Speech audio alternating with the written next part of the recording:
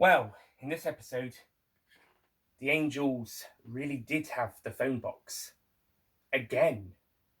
They missed the trick by not referencing it.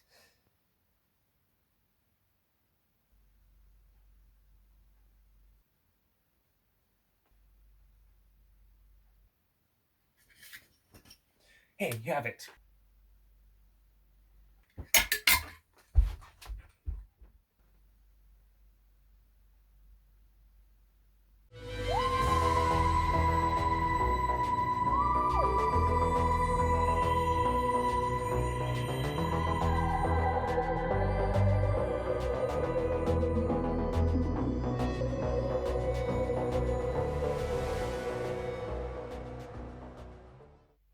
Hello, ladies and gentlemen, Nick here, and welcome to my review of Doctor Who Series 13, or Season 39, Episode 4, Flux, Chapter 4, Village of the Angels.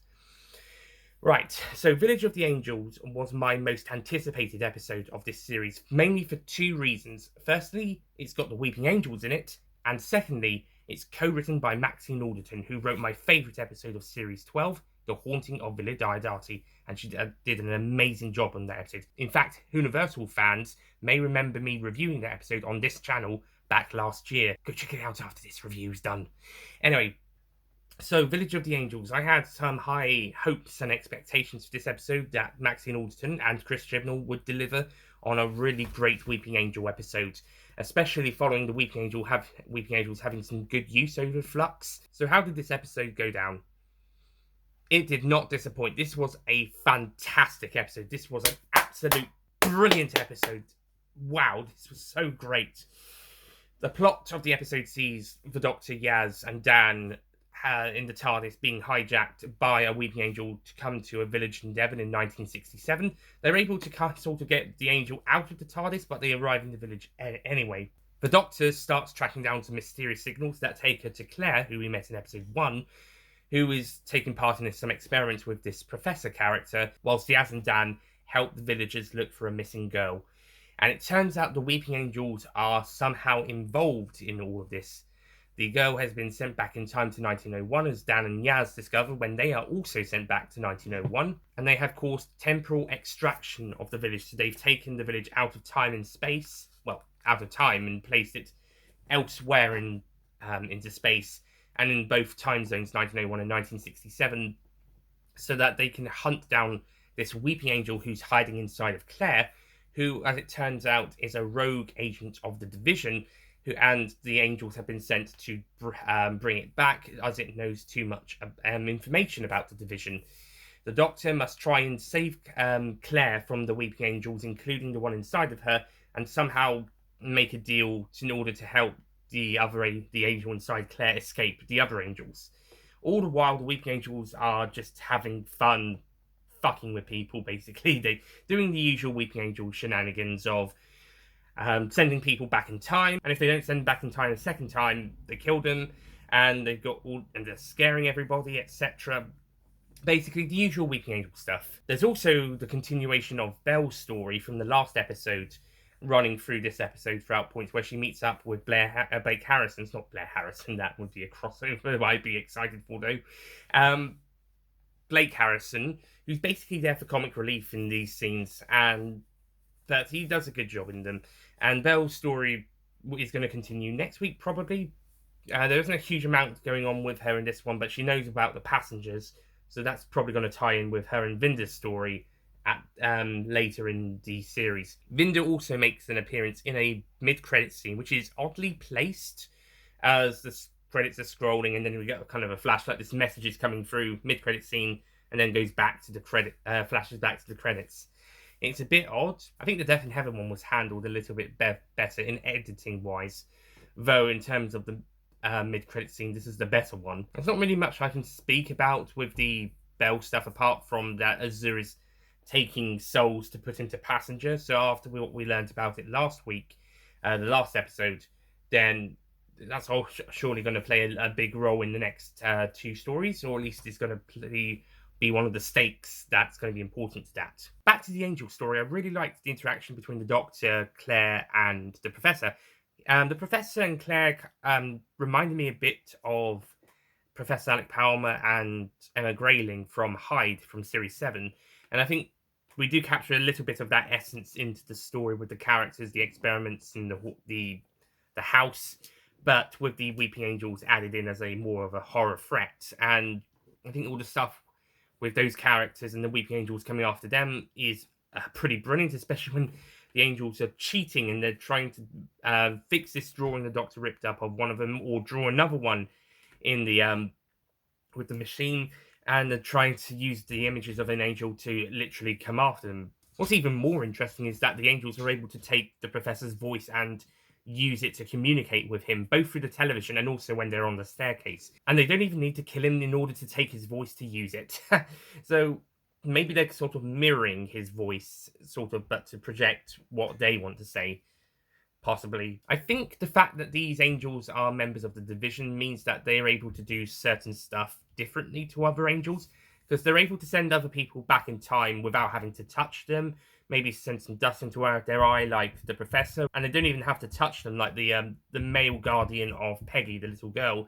He's sent back in time just for being in the presence of a weeping angel. And then he and his wife, who's also sent back in time, they're killed by a weeping angel because Weeping Angels don't send people back in time a second time in this episode.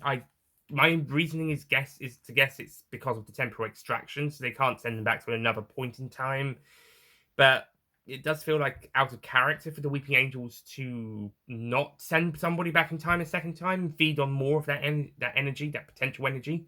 But I guess again, it could be due to the temporal extraction, so it kills them, and it does so because the couple touch the angel, and so they turn into dust in a strange way. It's a bit like how those people in Pyramid at the End of the World died when they were touched by the monks by becoming sand. These guys become stone and then they crumble.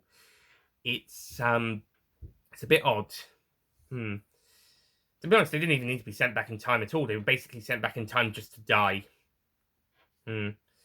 Yeah, also, what happened to that Vicar character? Did he get killed off as well? Would have been nice if Peggy mentioned that. And that's how she knew. Besides those nitpicks, the Angels are handled really well in this episode, and they're an incredible and scary threat. And they do a really great job in building up the tension, and also really liked how the fact that the Angels arrived in this giant stone rock thing, and there's a whole army of them, basically just here for this one rogue agent, and some of them have gone off just to mess about with the humans and also to draw their rogue agent out in order for the rest of them to capture them. It's pretty clever how it's all done, and the tension is all built up really well.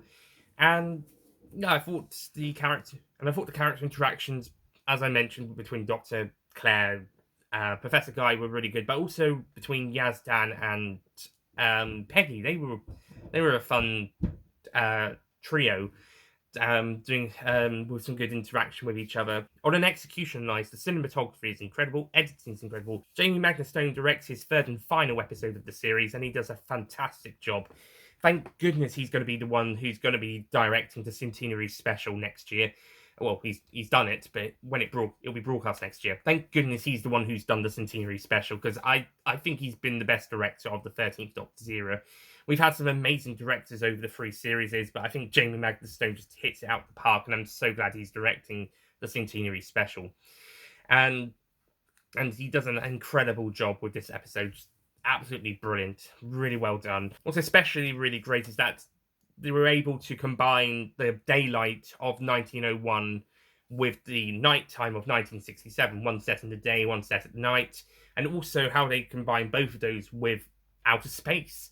It just looks really good, and the visual effects on this episode are probably some of the strongest of the 13th Doctor's era so far, especially the climax. And oh my god, that climax was amazing. It turns out that the Weeping Angel has made a deal inside Claire, has made a deal with the other angels to give up the Doctor instead, so that the angels would take the Doctor back to Division, because Division wants the Doctor more than the other angel. So that angel will go free. The other angels will leave it alone and take the Doctor instead. And the way they capture the Doctor, wow, that is that's a cliffhanger and a half, isn't it? It's probably the best cliffhanger we've had in a long time. I did like the Spyfall Part 1 though, but yeah, I think this is probably the best cliffhanger of the story so far, and probably the best cliffhanger we've had in a good while. That was incredible. Wow. Let's hope this plays out really well next week. So, Village of the Angels, we had some great stuff in this episode. Really enjoyed a whole bunch of this episode. Once again, Maxine Alden and Chris Chibnall knock it out of the park with this one. And I think Chibnall works at his best when he's co-writing episodes or when he's dealing with older monsters. Although Flux overall as a whole story has been generally stronger than some of the single or two-part stories he's done over his era. But in terms of individual episodes, this one is one of his strongest, and I think alongside Rosa, which he co-wrote with Mallory Blackman, co-writing stories or writing stories with a returning monster is probably his strongest point. So I'm looking forward to seeing how he does the Ood next week. But yeah, this is an incredible episode that does it's absolutely amazing and does a lot of things right. My only kind of nitpicks is some of the Weeping Angel changes are a bit out of character or a little bit odd for them, but maybe being the Vision Angels, maybe they're slightly different to how some of the other angels were, similar to how the angels were in Blink were scavengers, and they did stuff slightly different to the ones in Time of Angels. And similarly, Class would have seen a Weeping Angel Civil War, so they could have had a bit of a play up about what the angels would have done in series 2 of that series had that gone ahead. And I think playing around with the Weeping Angels was pretty fun in this episode. They got to do what they usually do, but also on a new way of doing it, a new take on them. And I think it was pretty interesting, and it worked and entwined itself into the main story arc really well. Even the Bell stuff was pretty. Bell stuff that didn't have much to do with the Angel stuff, that was still pretty good. And I'm looking forward to seeing how the stuff with Passenger carries on in the later episodes as well. You've got 2 episodes to wrap this up, Chris Chibnall. You've got a lot of stuff to wrap up and explain. And since we've got more characters joining next week with the return of Unit, including Kate Stewart and the Ood, or at least a Ood, and a couple of other characters coming in, like Great Serpent from last episode, you've got a lot to wrap up in 2 weeks, Chris Chibnall. Even if some of it's staying over for the specials, you've still got quite a lot to wrap up from Flux. But let's give them the benefit of the doubt, and high hopes are high. But as for Village of the Angels, absolutely magnificent. Easily the best episode of the series, although I was a fan of War of the Sontarans as well. I thought that one was also brilliant. That's a close second. But Village of the Angels, amazing. I shall be giving this episode an easy 10 out of 10. What a fantastic episode. And definitely the best episode of the series, best episode since Haunting of Villa Diodati, and one of the top 4 best episodes of the 13th Doctor's era, alongside Villa Diodati, Rosa, and Demons of the Punjab, easily. And just absolutely amazing. Oh, and War of the Sontarans would round out the top 5. And so yeah, this has been a great series so far. Last week was a little bit of a step down, but it still was pretty good.